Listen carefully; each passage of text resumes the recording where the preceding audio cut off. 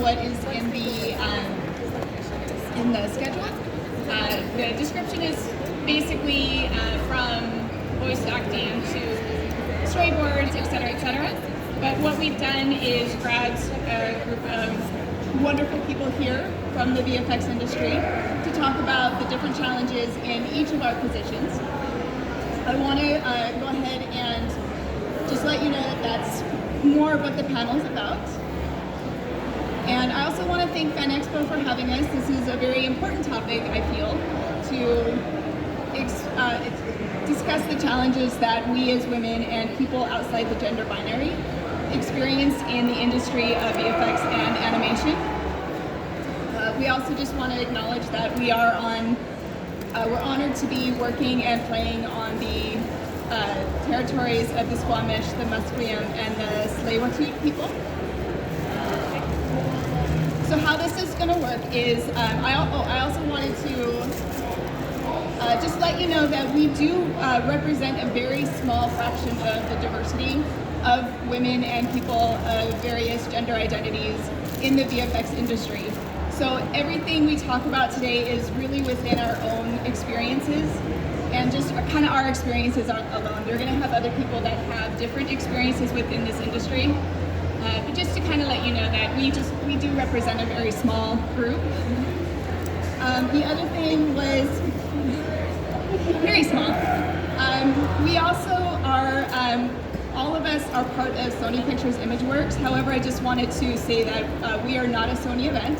This is a personal panel of mine that I wanted to put together because these are important topics to discuss within our industry to hopefully improve the industry as the years go by.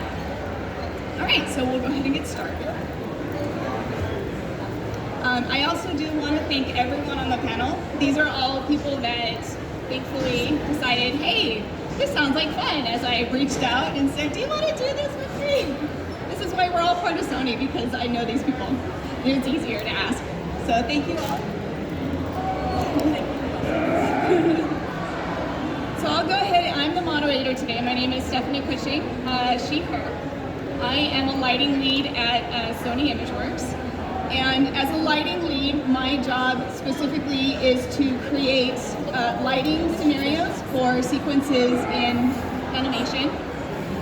Lighting in VFX is like lighting in live action. You are actually putting lights onto a virtual world. So it's not like coloring in 2D. So in 3D, it is very similar to lighting in the real world.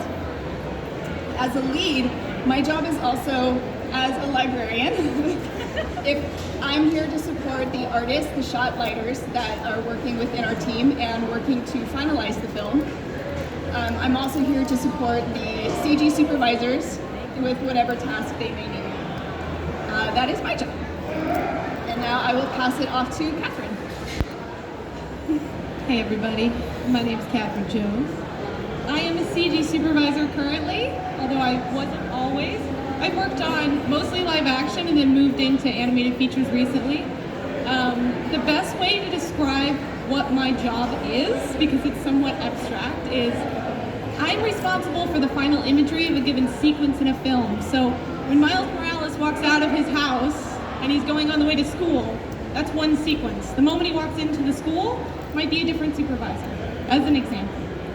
I also like to think of myself as somebody who, puts together the different pieces from all the beautiful work from different departments. The VFX department, the effects departments do the smoke and fire. It's my job to make sure that gets integrated properly in the final images. So remember in the 90s, those giant foam puzzles, if you're old enough to remember those, where they were 3D abstract puzzles and you had to fit everything perfectly? That's kind of what my job is. I primarily have a team of lighting and compositing artists, and I do work directly with the client at times just to make sure their vision is seen, but that's my job. Sophia. Hello. So my name is Sophia Grigorova, and I'm a supervisor. Okay, I'll be speaking up. And I'm a supervising animator at Sony. It's my first project as a supervising animator. Before I was an animator, and I started my career in Russia. So my past and experience was a bit different than from the rest of people who started in different countries. And as a supervising animator, what my job is to help animators and like creating libraries to have characters consistent and to figure out how we move characters, what are the style, like what is the best look for the character, and that's what I do. Emmy. Hi, I'm Emmy or Mary Elise, they them pronouns. I'm a pipeline technical director, which sounds fancy, but is basically software development, and I build tools for the artists to use. And sometimes those tools break, and so I'm the one who's gonna fix them, or something just is going wrong. We're not sure why. I'm the person that they go to, and I spend 4 hours realizing that you just had to turn it on and off again. But yeah, that's pretty much what pipeline is, though occasionally I do layout on VFX, which is kind of cinematography. You are able to create the scene, create the cameras, and then the animators and lighters go and do all the amazing stuff with it. Steph. Hello, my name's Stephanie Malk. I am an FX lead, pronouns are she, her. My job description, whereas an animator might make a character run through a building, I would do the destruction, the explosions. They're probably the effects that you see and you recognize within films, but we also do a lot more. We do some smaller effects, such as wind through trees, dust, debris, water. It's a very big, wide range, and we like to liaise, of course, with all the other departments to put all these things together to create the shots that you see in the film. Oh yeah. Hello, my name is Leah McDonough. I'm a production coordinator. I've worked in production for about 5 years now. You can see, compared with everyone else, I've only worked on 2 films. That's because I've been the current film I'm on, I've been on for 3 years. It takes a long time. And yeah, production, we generally are there just to support the artists for anything they need. We help with all the communications in between each department. My specific role right now is a lot of managing the show calendar and all that kind of stuff. So yeah, that's production. Awesome, thank you.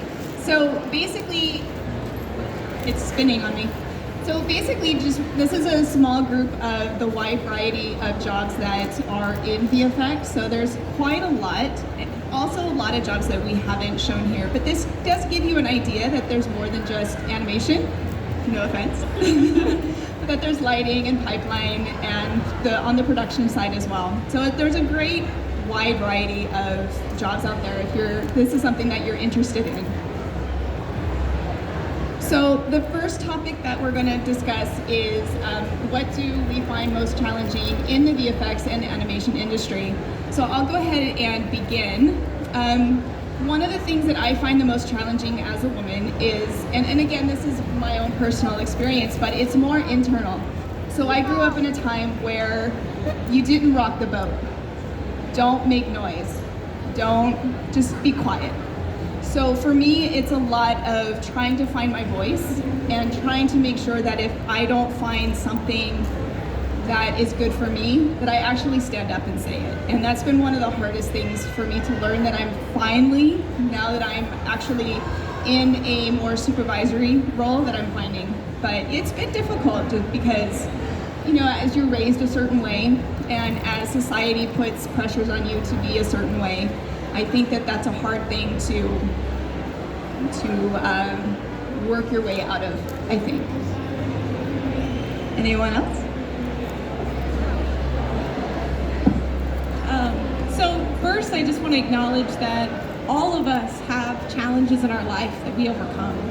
And there are different degrees of that, depending on the way the society views you physically, views how you talk, or the amount of money you have, or what your experiences might be, or if you're speaking the language clearly. I benefit quite a bit from working in a culture very similar to my own in Canada.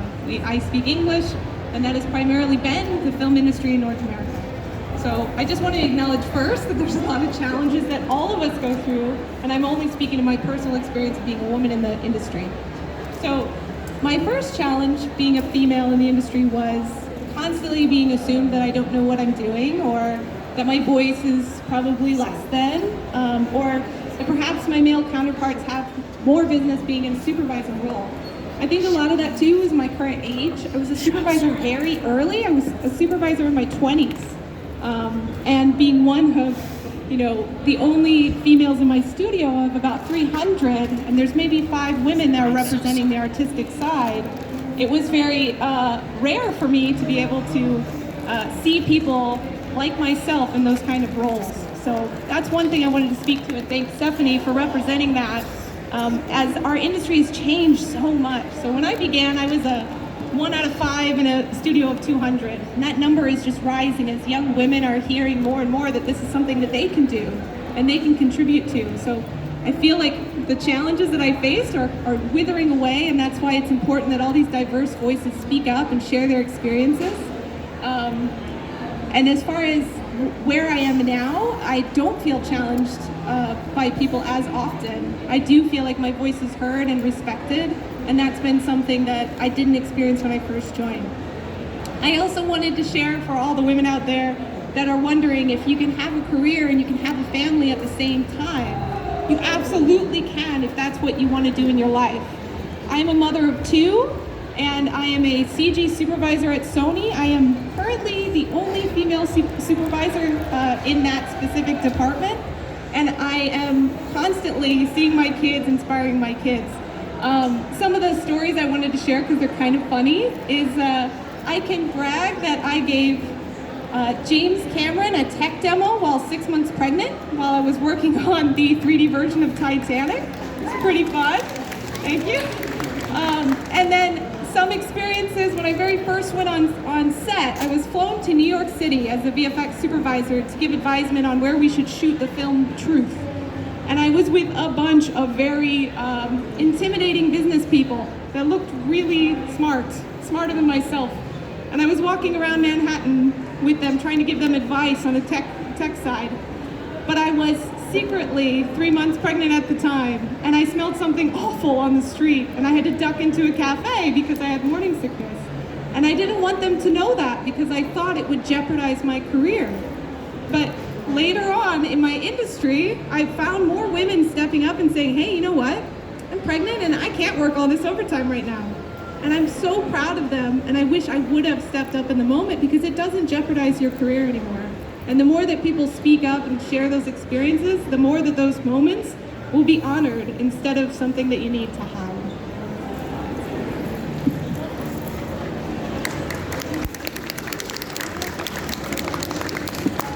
So actually, as a non-binary person, I had sort of a similar situation because at the first studio that I worked at, I was not out at the time.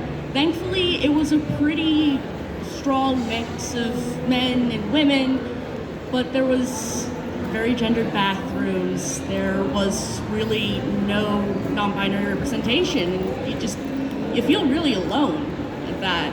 And so then I went to Sony, and I'm like, you know what? I'm just going to make people use my pronouns, and it's really uncomfortable when you regularly have to message someone, be like, by the way, my pronouns are they, them.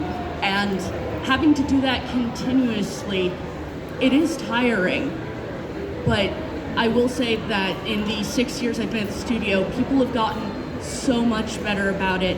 Other non-binary people, other trans people have felt comfortable coming out, and we actually have a voice.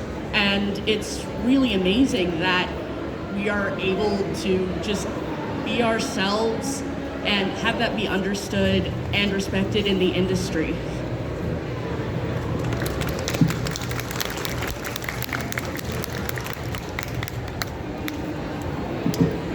When I started in the industry, I was the only female on my team, and that has been the case multiple times since as well.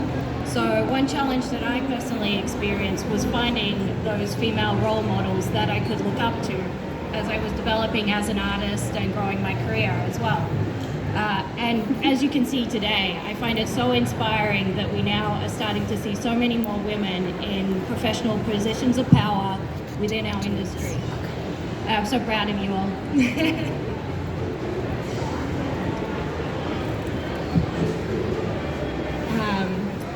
I have been, I think, extremely fortunate working in the animation industry in production. I've only started about 5 years ago, but production it's a really wonderful department, and I have found that it is very, there is a lot of women in production. I know in my current team, out of 25 people, there's about 19 women or people identifying as women on the team. And I've always had my managers and everyone have always just been these incredible women. So I haven't actually found all my challenges through animation has never been based on my gender, and I feel very lucky for that.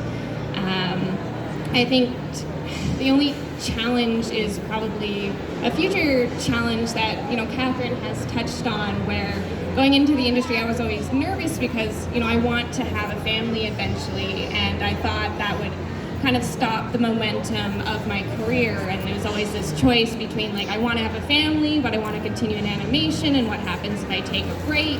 Can I go back to it? Will that stop? But just being around all these incredible women who are able to have families and are higher up in positions and are able to maintain their career is really reassuring and really encouraging that that's no longer this huge barrier. You can have a life and you can have work, and it's not going to be impacted. Yeah.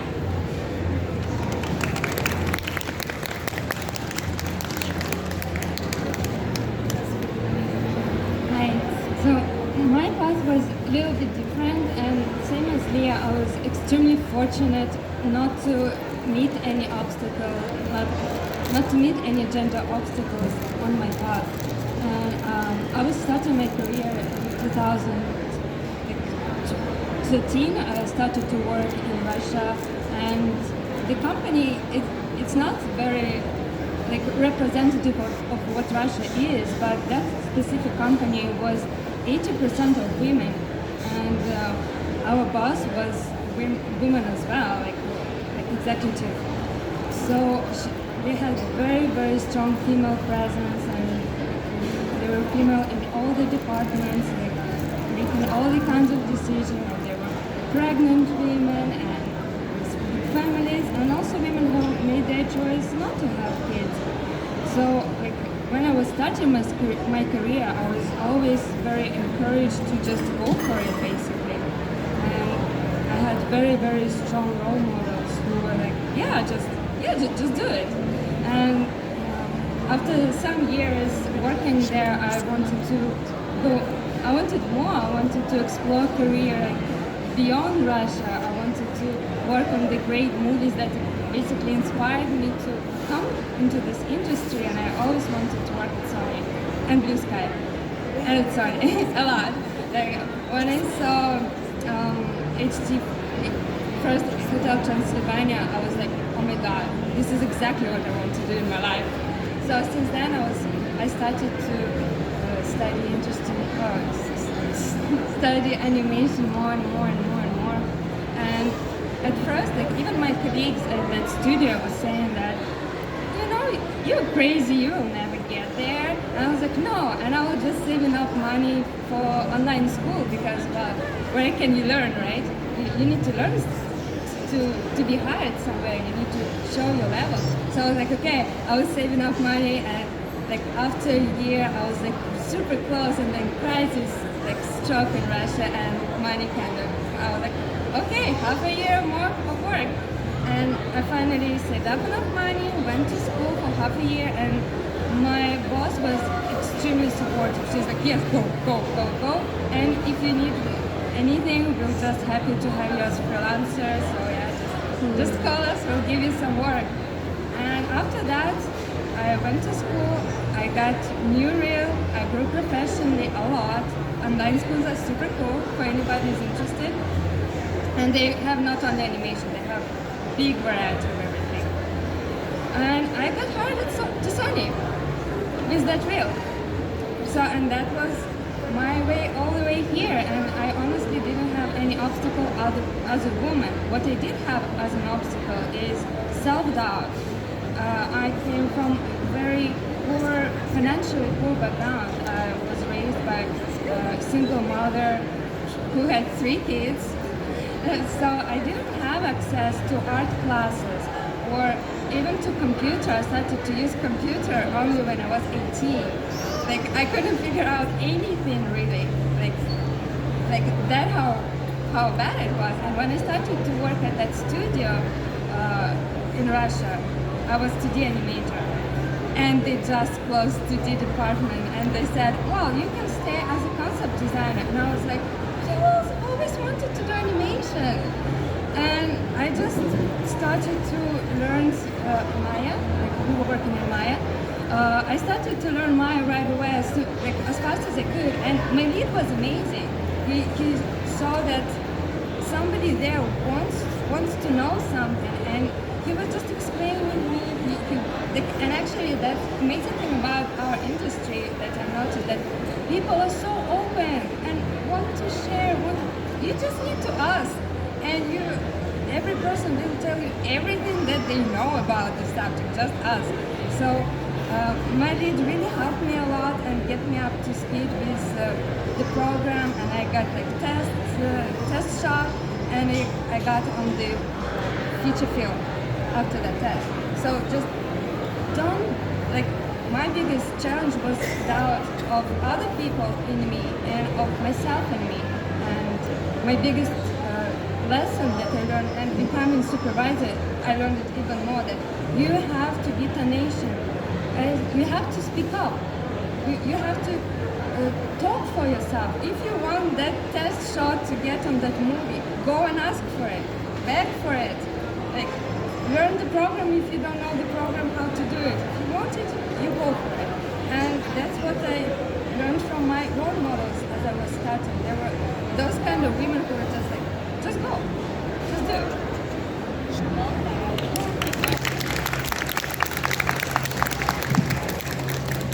Awesome, thank you. So I actually do want to bring up a good point that Catherine and Leah both made about families. I also have 2 children. Both are actually teenagers now. But when I had them, I actually took 6 years off. I was a stay-at-home mom. I decided I'm gonna have my kids, and at that time too, I had just left Blue Sky, or no, I had just left Fathom Studios. And I was 6 years into my career, and I was terrified because the software and the technology moves so fast. And I was so scared that if I was going to actually have kids, I was leaving the industry. And I had to make that decision. So that was my thought at the time. But about 5.5 years after my kids were born, and I was really tired of picking up the same toys every day, cooking the same meals every day, I was watching Rio. It was one of my youngest favorite movies. We watched it every day. And I was really, really interested in going back to this industry. And I just thought, I really want to do it again. So I reached out to some of my old coworkers who were now at Blue Sky. And really, I would say that if you know the art, if you're going into the art part, and maybe Emmy can kind of talk more about the tech side, but if you're an artist, as long as you know your art basics, like for instance, I'm a lighter, so I know how to light, I know what makes things look good, I know what makes characters look good. A lot of times the software will be taught to you. When I moved from Blue Sky, because Blue Sky used to use their own proprietary software. So even if I had come from a different company anyway, I would have had to relearn the software. And when I got to Sony, right after Blue Sky, I had to relearn Katana. I had to relearn the software because they were using something different anyway. So as long as you have the basics down, then the software is easy. So, but yeah, I was terrified, but I did it, and, so I had a different experience for sure. I can speak a bit to the tech side of things. It's always changing, and honestly, you can try and keep up with it, but you're not going to. And that's fine, because you know the people who do, and you'll be able to be like, oh, this is a new thing that's happening in the software, I have no idea what it is, but I do know that the person next to me does, and so we're gonna chat about it because that thing broke, and so I gotta fix it. And so it's really great because it's always new challenges and you're always learning. And I came from a computer science background, that's actually what my degree was in. And so I had to teach myself Maya and like animation software and things like that on the job. And so it's like, it was completely terrifying to me. And especially when I had worked for 6 months at DreamWorks, which has a lot of their own proprietary stuff. And then I went to Sony and completely different, and like, oh, I feel like I learned the wrong version. Oh no. And so I just kept learning, kept asking questions, and that's one of the great things about being in development, being in pipeline, is there are no stupid questions. And if you don't know and the person you're asking doesn't know, the person you're asking knows who to ask, and you will find that information. So it's cool. Awesome. Okay.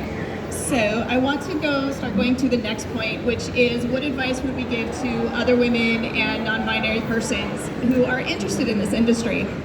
So one of the things that I kind of want to touch on is, and it has to do with my personal experience as well, is just, you don't have to be perfect. You don't have to know everything, just like we've all talked about, you know, and it's interesting hearing all the stories up here too about, I didn't know this and I didn't know this, and yet these are amazing people. When in my job too, I went from senior lighter to lead, and I was so scared to go to the lead position because, oh, I don't know, I'm not very tech savvy. Not really. I'm art savvy, but tech savvy, what if somebody has questions about the tech side? What do I do? Oh my God. But you find the people that have the answers. So it's more about being brave, and using your voice, and speaking up and asking the questions. So definitely that would be my advice, is don't worry about being perfect, because nobody's perfect. We're all just trying to figure it out as we go. Yeah, like the same thing. For example, I'm the same art savvy, and one of the other leads on the show is more tech savvy, and we kind of work a little bit in pairs, because sometimes, like, I don't know that tech question. I was like, can you, like, to the animator, can you ask that person? And he sometimes just sends people to me for like artsy advice, and like it's extremely normal not to know everything, not to be everything, and that's how teams, like usually supervisors, that's how they compile the team from like, you're strong in this, you're strong in this, you're strong in that, and together we are strong in everything. And that's how I think industry works overall. That's how art is created. That's why we need as different people as they can be, and as true as they can be, and as loud as they can be, as we are all can be. Because that's how we create art. And if we, like, I think for an artist, for me, the biggest challenge was ego. My own ego was my biggest challenge, and I think still is, and I'm working on it. But yeah, the thing is that as an artist, like as an animator, you're given a shot, and you're just working in the bubble of that shot, like striving to make it perfect, or I don't know, funny, or whatever it needs to be, or you think it needs to be. But and very often, like you get some advice from your leads or from your peers, and you're like, no, that's not what I meant, or whatever. But honestly, opening up and listening to those advices will enrich you. Like, I'm imagining lately myself as a river, and all those advices just like another flows of water that enriching my river. And as becoming a supervisor, I noticed a lot, and I noticed it in myself that, oh, I actually do 5 months. Like, I'm actually myself have very strong ego, and I noticed it also, like, because when you're talking to people, we're all mirroring each other, right? And as you work with others, you work on yourself. And the most amazing thing that I found in our industry, in our art, that the more open you are about your experiences and about what you want to say, the better the product in the end. Like sometimes, and it's normal to say that you don't know something. Like sometimes, I myself with my lead sometimes sit like this, like animators with me sit like this. Oh, I don't know, something doesn't work here, and I don't know. Well, let's work together. Let's think together. Let's brainstorm it together. And that's the best thing about all of that, because all of us have amazing ideas, and like sometimes short is about, I don't know, playing on guitar. I don't know how to play guitar, but somebody does. Somebody in my team, maybe short was cast to me, but I don't know how to play. I will go and talk with that person about it. And sometimes short will be cast to them because they know how to do it. They will do it better, right? So the more different we are, like somebody likes, I don't know, rocket science, and the shot with rockets, maybe will be cast to them to figure out how exactly that rocket will move. And that person will do it better than somebody who's interested in cats, and who's interested in cats will do an amazing animation of a kitten, and it will be the most adorable, right? So like, I think that is the best thing, is just being yourself, like, in the industry. Sorry for taking my time. I'm just going to jump in because I'm sharing a lot of the same kind of themes, which is it's all about creative collaboration. The most incredible artwork that any of us can make is art we made together. When I first started this industry, it was crazy competitive, and all my classmates wanted to take each other down because they would get the job if they stood out. But the way I got my very first job, which was La Vaca, a Guatemalan independent film about someone falling in love with a cow, was because I was nice to someone and I treated them with respect and I helped them when they were struggling, and they helped me. And then I got my next gig, which was Gulliver's Travels with Jack Black, and I thought, this is it, I've made it. And I made that through a connection, somebody I went to school with that I was nice to and I treated with respect, and they helped me out. And now I'm in a position where I get to do that same thing for people that are collaborative, because that's what makes these incredible movies. It's never one voice. It's all of our voices together. It's us sharing what we're strong at and knowing what we're not. And just like they were saying, it's asking for help and knowing it's okay to not know everything. So creative collaboration for the win. And I'm gonna put a nerdy analogy out there. If you are a D&D player and you go with a balanced party into a dragon slayer, you're gonna kill the dragon. If you're one super OP player and you go in there, your armor is gonna be fodder for the party that comes in and kills the dragon later.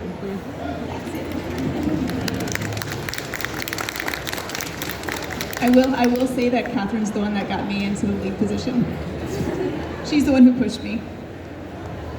I agree with kind of everything that everyone here is already saying. The collaboration in the industry is amazing. Between all the different departments, everyone within your department. I personally started my first position in the industry in Australia, and Australia itself didn't have a very big visual effects industry. So we had people come from all over the world to work at our studio. We had people from all different countries who spoke all different languages working together. And as I said personally, I was the only female in my department. But even through that, I found a lot of other strong female role models in other departments, because it didn't matter what department you were in. If you wanted to go up and talk to someone, you could. Everyone has always been so friendly and so collaborative, and I think it's wonderful to see the diversity in this industry just going further than it ever has been before.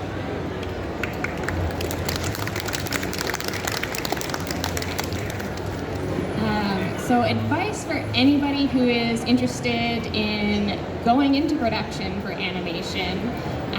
This is usually what I tell to anyone who is interested, is I would recommend starting as a production assistant. There's so many different animation companies just right here in Vancouver. And being a production assistant is like the perfect entry-level job if you're interested in animation and you don't know that much about it. My background is actually live theater and production and management. So when I started as a PA 5 years ago, I really knew like nothing. But this job really allows you just to talk to so many people and to learn animation from the ground up, and it is really what you make of it. And then from being a production assistant, you can easily go around the path to becoming a production coordinator or higher up in production. I know a couple of PAs, one who actually became a storyboard artist because that's what they love to do, and the PA was their way to get into the industry. And I know another friend who was started as a PA and then became a layout artist because that was the department they were helping out with, and they're like, oh, this is really cool, and the lead there taught them how to do it.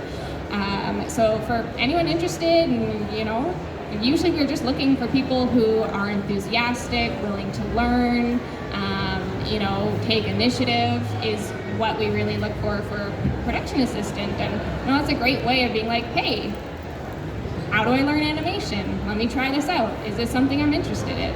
That would be the best place to start.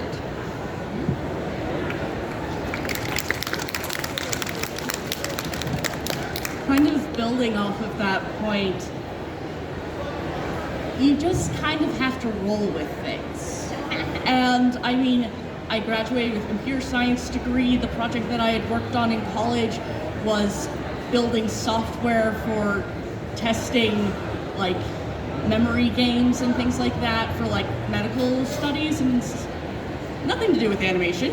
And I was like, but I really like movies. And there was an alum at my school who worked at DreamWorks, and I'm like, hey, I'm kind of interested in this. And then after DreamWorks got bought out, and then I lost my job because they're like, we're not going to do your project for another 5 years. And then I met someone at a Pride event that was like, hey, I work at Sony, and we're definitely looking for more tech people. And like, okay, I'll send a resume and stuff. And like, you willing to go to Canada? Yes, I am. I am from the United States.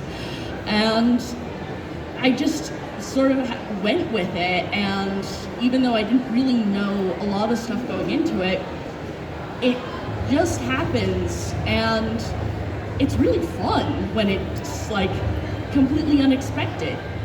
I was told one day that I was going to be working on Spider-Man Far From Home, and I'm like, okay, yeah, I'm going to be a pipeline on that. And I walk in Monday morning and I have this email. Hi, welcome to layout. Here's your shots. I had never done layout. Yeah, I'm kind of an artsy person, but that's not what I'm supposed to be doing. I'm like, oh my goodness, what is this? And it was not a mistake, apparently, and I fell in love with it. And so now, between pipeline projects, if there's a VFX thing, it's like, hey, we need someone on layout for a month or two. I'm like, absolutely. And if I had stayed in sort of that rigid computer science, software engineering background, I would have never had that opportunity. I'd never been able to fall in love with these other departments and these other opportunities.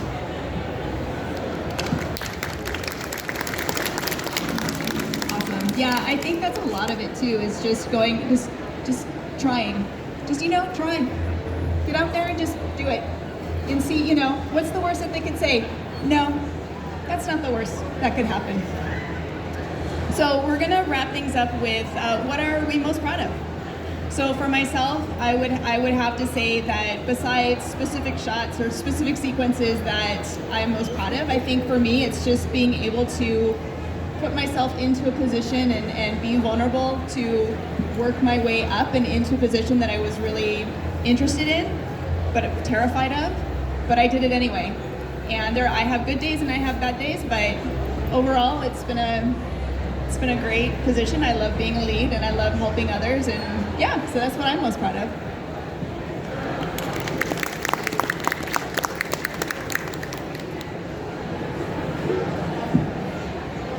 Technically, I'd say I'm most proud of the projects where we push the boundaries. We push the boundaries of animation, we push the boundaries of style, lighting, look. It is a pleasure to work in an industry that you get to be creative like that every single day. And then on a personal level, growing stepping into a role where I can hopefully inspire other people as well to do the job that I'm doing, to get into this industry and to enjoy it as much as I think we all do. I think nobody can say better than.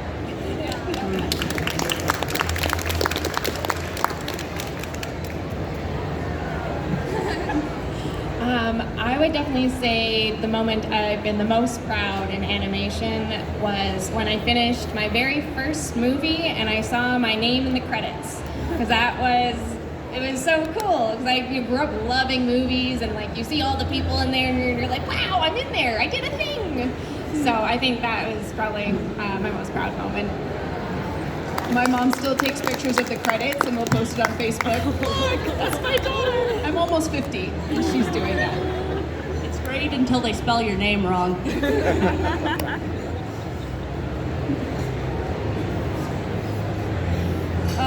I'm the same, really, mostly proud of our teamwork and what we achieve and those breakthroughs that we do. Like on every and the thing about Sony, what I absolutely love about Sony is that if you look at those movies, they're absolutely different from one another. Like every time we have a challenge of coming up with something new, or new take, new approach, and it is challenging and it's really fun. And like in the end, you see that like as you go through all of it, it's sometimes extremely frustrating and painful. And sometimes for half a year after release, you cannot watch the movie because that was really painful, like as a production. But then you look back and like, oh my God, we did such an amazing job all together. And I remember this shot that I was dying on and crying. And with all that, what my leads and supervisors suggested, and my peers, that shot got so much better that I'm really not ashamed of it. So yeah, like teamwork and all our achievements that we do, and like right now we are working on the movie, most of us, that we cannot say.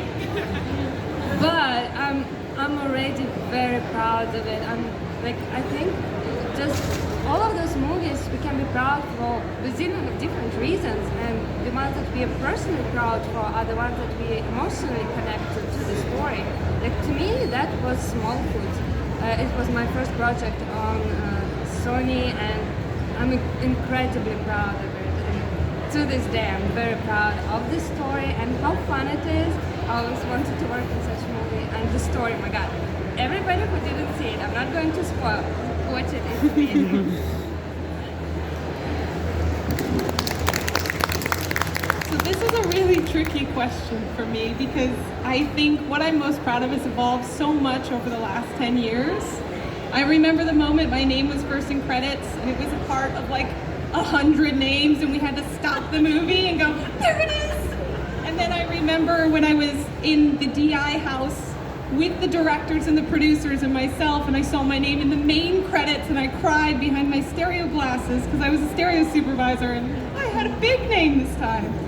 And then I remember the day on Mitchell's vs. the Machines when they said, we're not doing stereo anymore, but don't worry, we're gonna put you in a different role. And I thought, this is the end of my career.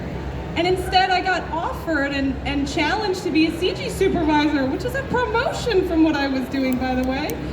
And so I wanted to say what I'm most proud of is the moments in my life where I thought everything was gone and all hope was lost, and I still continued, and I can look back on those moments. And this, being on a panel full of inspiring people, this is a moment I'm going to be most proud of because we are fortunate enough to be on the forefront of changing what the face of animation really looks like and how diverse it can be. And like Stephanie said at the beginning, this is a small portion of the diversity that we have. And the more that people speak up and the more you can see it, the more we can change things and bring an independent voice to all of our movies.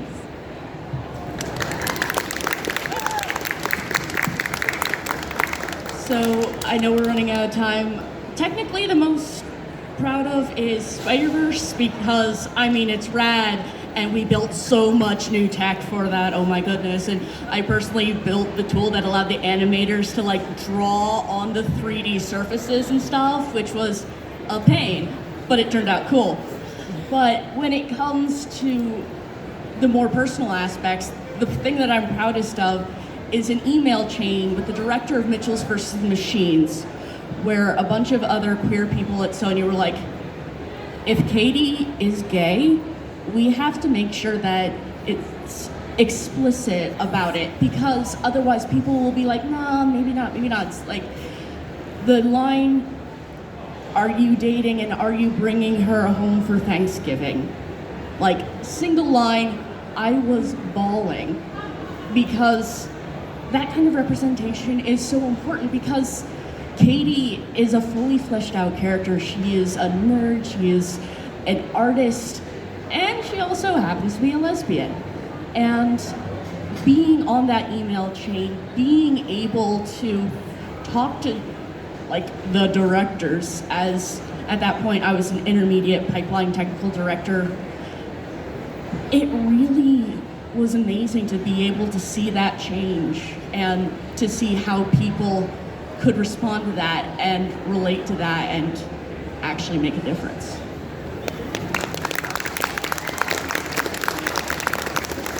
Awesome, well that is our panel for today, so thank you so much for coming. If you do have any questions, we're just gonna kind of mill about in the corner here because they do have to set up the stage for another panel, but again, thank you so much for coming. This means a lot to actually see most of the seats full. Like, I was shocked, so thank you so much.